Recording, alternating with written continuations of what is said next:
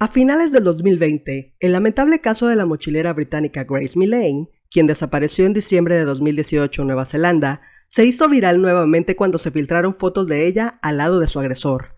Dichas fotos la muestran entrando con él a un hotel. Al día siguiente, él sale del hotel con unas maletas, en una de las cuales se descubriría después, llevaba el cuerpo de la joven.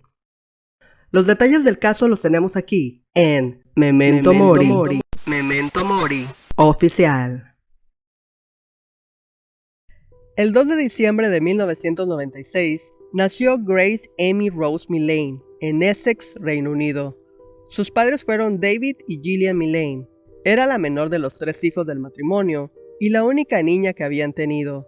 Su padre era un hombre que se dedicaba al negocio de la construcción, por lo que la familia tenía una buena situación económica.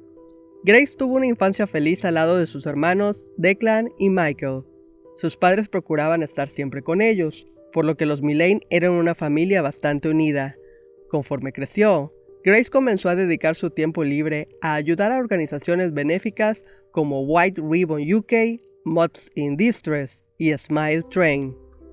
A pesar de su cómoda y tranquila vida, Grace siempre demostró tener muchas ganas de salir y ver el mundo, por lo que comenzó a ahorrar para pagarse un viaje al extranjero, el cual había planeado hacer durante el año sabático que se tomaría después de su graduación. El momento llegó en 2018, cuando la joven se graduó en Publicidad y Marketing en la Universidad de Lincoln. Antes de su esperado viaje, la chica se cortó el cabello y lo donó a la fundación The Little Princess Trust, que fabrica pelucas para niños que han perdido el cabello a causa del cáncer. Una vez listo todo, y después de despedirse de su familia, la joven emprendió su viaje alrededor del mundo.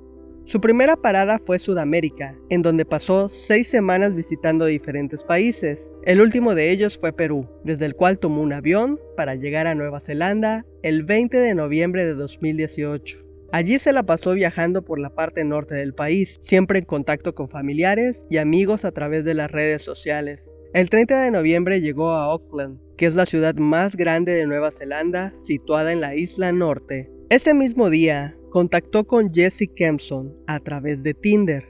Ambos comenzaron a intercambiar mensajes para conocerse. Él le compartió desde cosas básicas como que tenía una carrera en Derecho y se dedicaba a hacer negocios, hasta cosas más personales como que sus padres habían fallecido hace algunos años atrás, que había tenido cáncer y que uno de sus primos era una estrella de rugby. Ella se sentía cómoda con la conversación y finalmente los dos acordaron tener una cita el día 1 de diciembre, que era un día antes del cumpleaños número 22 de Grace. Es gracias al circuito cerrado de cámaras de Nueva Zelanda que se logró capturar los detalles de dicha cita, cosa que más adelante sería crucial y definitoria para el caso. Todo comenzó el sábado 1 de diciembre de 2018 a las 5:45 de la tarde en Sky City, Auckland, que es un casino y centro de eventos de la ciudad. Las cámaras muestran a Grace Millane llegando frente al árbol de Navidad del Sky City. Mientras espera a Jessie, ella envía una foto del árbol a sus padres en Essex. Kempson llega y se abrazan. Los dos entran en el casino y platican amenamente mientras se dirigen al bar de hamburguesas Andy's. Él y Grace ordenan algunas bebidas y tratan de encontrar una mesa. Salen del lugar aproximadamente a las 7:12. A las 7:16 se dirigen hacia el Mexican Café. Aquí son atendidos por una mesera, quien los acompaña a buscar un lugar. Después de una hora, él va a la caja a pagar la cuenta. Grace se ausenta un momento para ir al baño. La chica regresa y él termina de pagar. Ambos salen del lugar. A las 8:30, la pareja es filmada en la distancia cruzando la calle Albert y acercándose cada vez más al lugar donde vivía Kempson. Van al bar Bluestone Room, se adentran en el lugar y luego se acomodan en una de las mesas de la entrada. Aquí se les puede ver mucho más cercanos y besándose. Presumiblemente, es en este bar cuando la chica le envía un mensaje a una amiga diciéndole: "Hemos congeniado tan bien, mañana te haré saber lo que pase". A las 9:40, las cámaras de seguridad muestran a la pareja entrando al hotel City Life, que era el hotel donde vivía Jessie. Ambos van abrazados y sonriendo. Entran en el ascensor y suben al 3er piso, que era donde estaba ubicado el apartamento de Kempson. Al día siguiente, la familia de Grace le envía mensajes a la joven felicitándola por su cumpleaños. Sin embargo, no reciben respuesta, razón por la cual, transcurridas las horas, comienzan a preocuparse. Contactan con el hostal Base Backpacker, que era donde ella se alojaba, y les informan que efectivamente, la joven no había regresado desde que salió el sábado por la noche. El 5 de diciembre, la familia Millane presenta una denuncia de desaparición en Nueva Zelanda. Los carteles de búsqueda de Grace son pegados por toda Auckland. Sus hermanos, junto con otras miles de personas, recurren a las redes sociales para pedir a la gente en casa y en el extranjero que ayuden a encontrarla. Los padres de Grace deciden viajar a Nueva Zelanda para buscar a su hija, pero la señora Millane se estaba recuperando de una operación por cáncer de seno. Así que el señor David Millane fue quien voló para entrevistarse con los investigadores e implorar a los ciudadanos en una rueda de prensa que por favor dieran cualquier información que pudieran tener. Para el 8 de diciembre, los investigadores revelaron a los medios que el caso de Grace ya no era de desaparición, sino de homicidio, y que tenían un sospechoso, Jesse Shane Kempson. Este fue rápidamente señalado por la policía como principal sospechoso por un mensaje que le había dejado a Grace en su Facebook minutos antes de encontrarse con ella en Sky City. Después corroboraron su ubicación gracias a la grabación del bar Bluestone Room, en donde él se había tomado unas cervezas antes de encontrarse con ella. Al principio, él dijo que sí se habían conocido, pero que al término de la noche se despidieron en plan de amigos y quedaron en volver a verse al día siguiente. Sin embargo, la policía le hizo saber al hombre que tenían imágenes de ambos entrando al hotel City Life. Entonces Kempson rectificó su historia y dijo que sí habían ido al hotel para tener relaciones, que ella le reveló que había tenido un novio con el que había llevado a cabo prácticas eróticas, sadomasoquismo, por lo que le pidió que la ahorcase durante el coito. Dijo que cada uno había tomado fotografías de las partes privadas del otro con sus celulares y que después del sexo se había metido a bañar, pero que se había quedado dormido bajo la ducha, sin sospechar que la joven estaba en peligro. Los detectives dudaron de su historia, así que lo confrontaron con las grabaciones que habían recabado. El domingo 2 de diciembre a las 8 am, al día siguiente de haber entrado al hotel con Grace, las cámaras captan a Jesse Kempson entrando sola al ascensor y saliendo del hotel.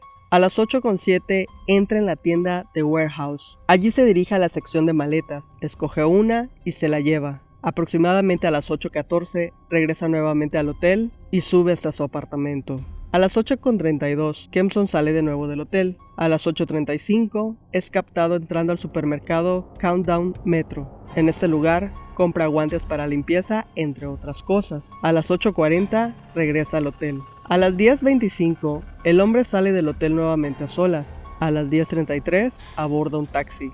A las 10:42, la cámara de la rentadora de autos Apex lo graba entrando al lugar. Kempson renta un Toyota Corolla hatchback en color rojo y a las 11:02 regresa al hotel.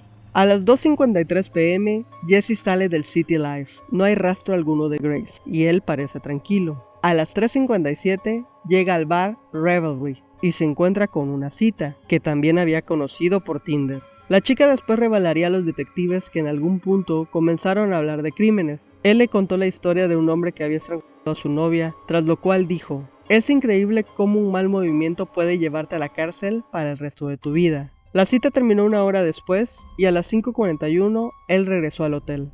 A las 7:50 sale del hotel y a las 8:11 es captado entrando al supermercado Countdown de Quay Street. Aquí se le ve hablando con un vendedor y finalmente sale del lugar tras haber comprado varios productos de limpieza. Regresa a su apartamento alrededor de las 8:24. A las 8:56 se le ve salir nuevamente con dichos productos y de acuerdo a la filmación de la calle parece llevarlos hacia el auto que había rentado. A las 9:30 las cámaras captan a Kempson entrando al elevador con un carrito donde lleva 2 maletas de ruedas y una bolsa de viaje. Una de dichas maletas es la que había comprado aquella mañana en The Warehouse. Sale del hotel y se dirige al hatchback en el cual mete las maletas. Devuelve el carrito de las maletas dentro del hotel y bromea con el recepcionista. Posteriormente regresa al auto, lo enciende y se va. El lunes alrededor de las 6:50 am, el sospechoso es captado en Western ITM, una tienda de materiales para construcción. En este lugar compra una pala y no regresa al hotel sino hasta las 9:30 de la mañana. Alrededor de las 9:58, lleva una bolsa con ropa a la tintorería Mint Dry Cleaners y a las 10:25 am se le ve entrando al autoservicio de lavado Wash World. Tras toda aquella abrumadora evidencia, el hombre finalmente admite haber asesinado a Grace Millane. También logran que diga dónde había dejado el cuerpo, por lo que los investigadores rápidamente se dirigen al parque regional Waitakere Ranges. Localizan el área que Kempson había indicado y efectivamente encuentran la maleta con el cuerpo. Esta se encontraba enterrada en un agujero fangoso que el asesino había excavado. También registran el apartamento de Kempson. En este lugar, la policía utilizó luminol para resaltar las manchas de sangre en el suelo, lo cual les llevó a concluir que efectivamente Millane había sido asesinada en dicho lugar. El 11 de diciembre, Jesse Kempson es llevado ante el tribunal del distrito de Oakland y acusado del asesinato de Grace Millane. No obstante, él solicita un amparo de supresión, de manera que nadie podía revelar su nombre en las noticias del caso, cosa que los medios internacionales pasan por alto, ya que dicha supresión supuestamente solo aplicaba para Nueva Zelanda. Sin embargo, se les advierte a las redes sociales y medios de comunicación que el hecho de revelar el nombre del asesino podía entorpecer el caso, por lo que finalmente optan por omitir el nombre y solo referirse a él como el acusado. El 12 de diciembre se celebran vigilias por toda Nueva Zelanda por Grace, atrayendo a miles de personas que quieren rendirle homenaje. Y es que aunque ella era británica, su asesinato había conmocionado al país entero. David Millane hace una declaración en nombre de la familia Millane, agradeciendo a los neozelandeses por todo su apoyo. Es hasta el 11 de enero de 2019 que finalmente la familia y amigos celebran un servicio fúnebre para Grace en Wickford, Essex. El 6 de noviembre de ese mismo año, dio inicio el juicio contra Jesse Kempson en el Tribunal Supremo. Él mantuvo su postura, alegando ser inocente y diciendo que la muerte de la joven había sido accidental. Sin embargo, comenzaron a salir a la luz más pruebas incriminatorias. Por ejemplo, en el celular de Kempson se encontraron fotos que había tomado de los genitales de la chica, y se pudo determinar que luego de hacer eso, hizo una búsqueda en internet de pornografía ruda. Más tarde, buscó información de la cordillera Waitakere, que es donde se encontraba el parque donde había enterrado el cadáver. También buscó información acerca de buitres y otros animales carroñeros. Por si fuera poco, los familiares y conocidos de Kempson ayudaron con sus testimonios a desenmascarar por completo su vida. Lo que se pudo saber fue que Kempson había nacido en 1992 y había crecido alrededor de Wellington en la isla norte de Nueva Zelanda. Sus padres se separaron cuando tenía 9 años, su madre se mudó al extranjero y tuvo poco contacto con Jesse desde entonces. Él se quedó con su padre y cuando este conoció a una nueva novia que tenía sus propios hijos, fusionaron sus familias. En 2013, Jesse comienza a tener discusiones con la familia debido a sus constantes mentiras y a un supuesto robo a uno de sus parientes. Así que le dieron el ultimátum de que buscara ayuda o que se fuera de la casa, a lo que él decidió irse a Australia. Conoció a una mujer con la que tuvo un hijo, pero no duraron, y regresó a Nueva Zelanda para trabajar como vendedor en Auckland. También formaba parte de un equipo amateur de softball. Sus compañeros lo describían como un bicho raro y solitario. Argumentaron que era espeluznante con las chicas, pues su vida giraba en torno a ellas y siempre estaba tratando de conquistar a mujeres más jóvenes. Tinder era su app favorita para conseguir mujeres, pues se inventaba una historia fantástica, donde les decía que era un exitoso hombre de negocios, que se había salvado del cáncer y sus padres habían muerto, cuando la realidad era que se trataba de un vendedor fracasado, que había sido despedido el mismo día que conoció a Grace. Los expertos creen que este último detalle probablemente influyó en su temperamento y lo llevó a asesinar a la joven, pues ese día tenía una necesidad de poder y control más a flor de piel que de costumbre. El juicio duró 3 semanas, durante las cuales Kempson no hizo más que mentir y manchar la imagen de la chica, diciendo cosas como que a ella le gustaba el sexo